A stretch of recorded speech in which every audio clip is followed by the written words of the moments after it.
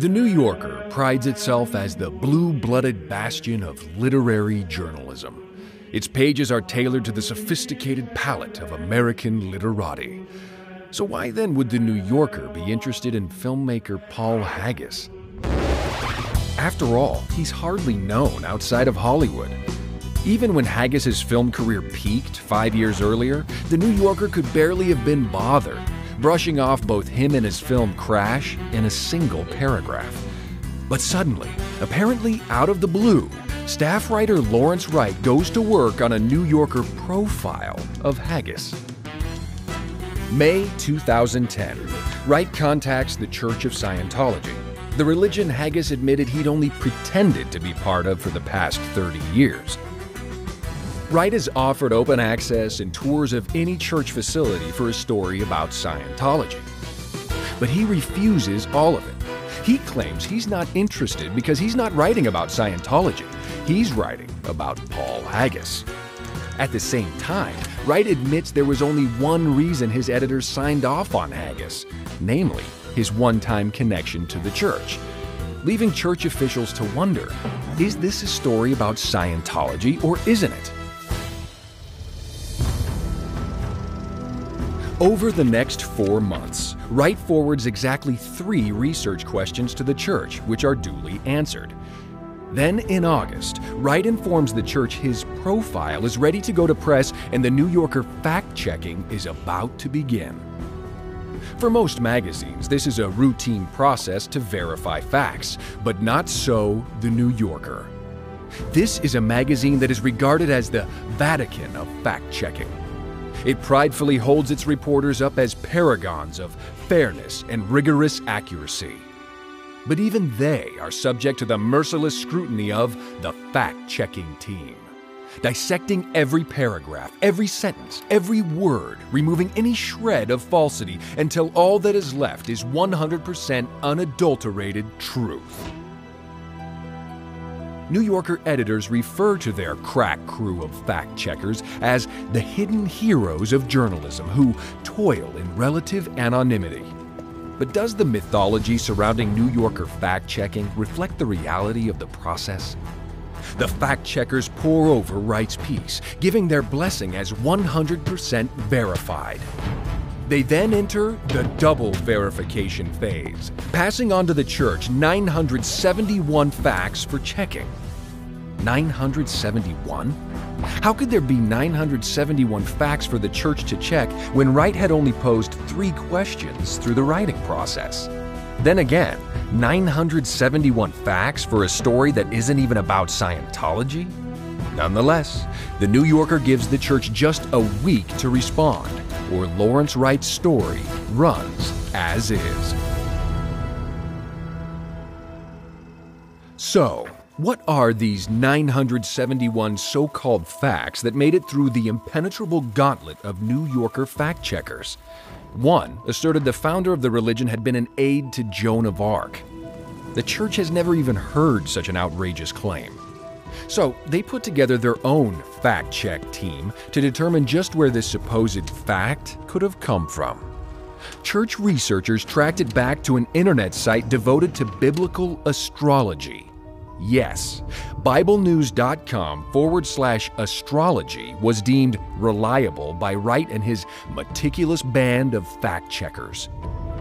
There is another similarly absurd allegation having to do with claims about the Hubbard family ranch. The church team discovers the august source of that one refers to themselves as, quote, eternal outcasts and heretics, unquote. Another was, quite simply, bizarre in the extreme. It sources back to a site that calls itself the soft underbelly of the internet, eviscerated for all to see. One that features pictures of cannibalism, autopsies, and corpses of every description. Not to mention boasting an archive of 80,000 images of some of the sickest, most twisted pornography you will ever see.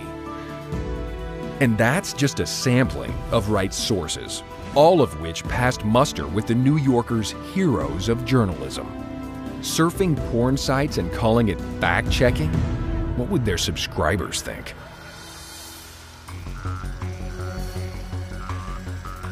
Going down the New Yorker list, church fact-checkers uncover Wright's other sources, a handful of self-proclaimed anti-Scientology apostates. One of their alleged facts regarding claims of violence comes from the online rants of an anti-Scientologist and admitted perjurer turned Texas cult guru. The real fact is this: the cult guru was speaking about his own violent past. His resume includes episodes of shoving, kicking, punching, and his crowning achievement, nearly beating someone to death before being restrained by 5 grown men. Every incident the subject of a sworn affidavit, all confirmed by the Texas cult guru, and all previously published in a redneck southern newspaper. Not to mention the cult guru's arrest for drunk and disorderly on his honeymoon, during the time Wright claimed him as his source. As for the rest of Wright's sources, there is the guy the cult guru almost killed, now his best good buddy, who attacked his estranged wife and broke into his mother's nursing home. The lady, expelled from the church for sexual misconduct, herself once the subject of a physical attack by the best good buddy. The used furniture salesman who used to ride shotgun with the cult guru on his punching sprees. Then there's the cult's poster boy, also arrested and convicted of battery. At the time, Wright used him as a source. He's also currently the subject of yet another battery investigation, this one involving a weed whacker. And, of course, there's the husband and wife duo of Anonymous, whose frivolous lawsuits were resoundingly tossed out of federal court, and the couple ordered to pay the church $40 grand. Were these old friends of Haggis's who would regale Wright with personal anecdotes about the filmmaker? No. They were Haggis's new cult buddies who hardly knew him. But for Wright, that was good enough. The church team spends more than 9,000 man-hours checking facts, and by the time they get through all 971, a full 569 are proven utterly false. Until the sham of the New Yorker's fact-checking process itself is exposed. Because, in fact, they define anything their writers give them as a fact. And the checking consists of avalanching the subject with a deadline to disprove those facts. And lest anyone think eviscerating 60% of their supposed facts means the other 40% mattered, all that remained were banalities like these. The full title of the book is Dianetics: The Modern Science of Mental Health. It was written by L. Ron Hubbard. It was first published in 1950. The Church of Scientology was officially founded in Los Angeles in February 1954. So all the New Yorker had left was a long list of names, birth dates, and street addresses, now confirmed as fact, but which hardly made for any kind of a story, much less a profile of Paul Haggis. On September 27th, church representatives travel from Los Angeles to New York to present their fact-check answers to New Yorker brass. Seated at a conference table at Condé Nast headquarters are Lawrence Wright, editor David Remnick, lead counsel Lynn Oberlander, features editor Daniel Zalewski, and fact-checkers Peter Canby, Tim Farrington, and Jennifer Stahl. Having gathered more than 5,000 pages of documentation, the church lays out 48 fact-check binders and walks the magazine's staff through every inaccuracy and discredited source, all of which had already been sanctioned by the New Yorker fact-checkers. When the church finishes, New Yorker attorney Oberlander orders the now disgraced fact-check team to haul the binders back to their offices, dressing them down in front of church staff with a brusque, "I want to get these downstairs so I can show these guys how to fact-check." The Haggis profile is fittingly yanked from the New Yorker calendar, and one might have assumed the publication of record would have yanked Wright as well. But that's not exactly how the story goes.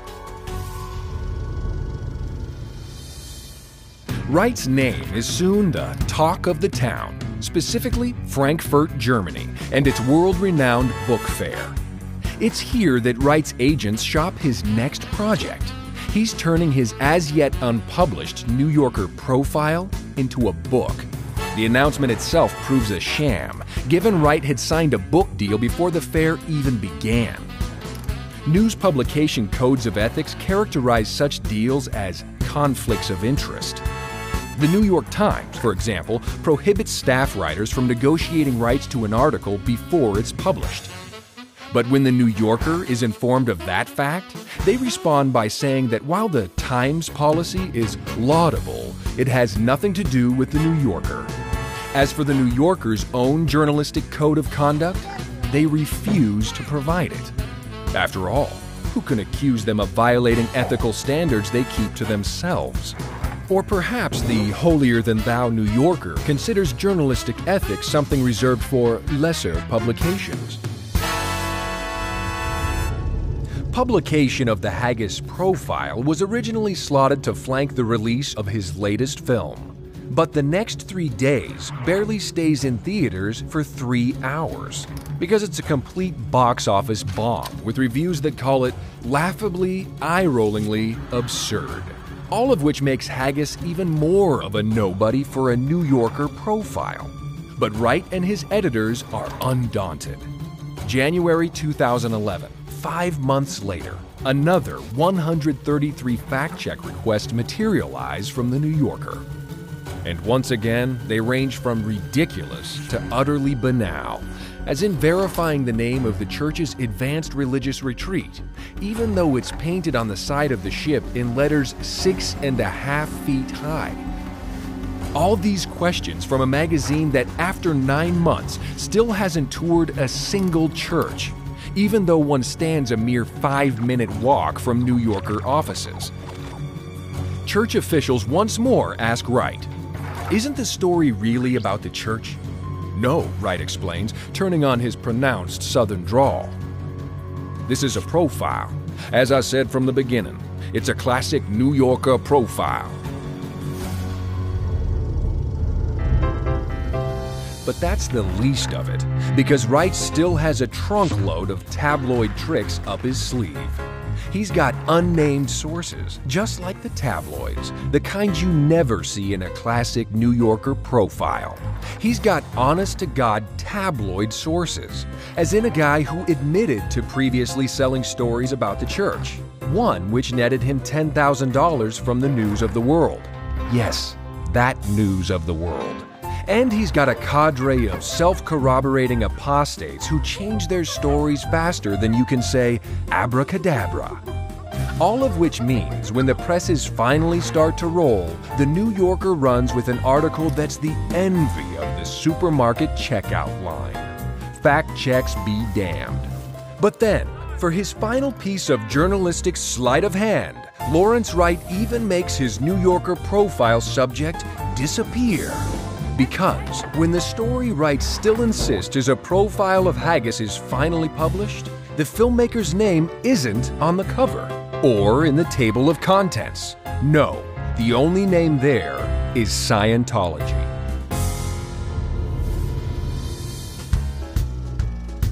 The article drones on for 24,605 words and is universally panned as unreadable. But one needn't read too far to see it's not about Haggis after all. He was just Wright's convenient pawn for a long-winded diatribe researched on the dark side of the internet. But if Wright considered the internet such a reliable source, why didn't he include anything from the more than 4,500 pages on the church's site? Or, if he was too lazy to read, he could have watched any of the 500 church videos online. And as to just why Wright wrote such a mind-numbingly long piece, the answer to that one comes from Wright himself. Not during his only television interview after the article was published. No, in a moment of uncharacteristic honesty, he answers the question while addressing a group of journalism students. I get paid by the word. Of course, that's why the story was 25,000 words. So yes, Lawrence Wright is a hack to the very bone. Even paid just like a tabloid writer. As for what that makes The New Yorker, we'll let you decide.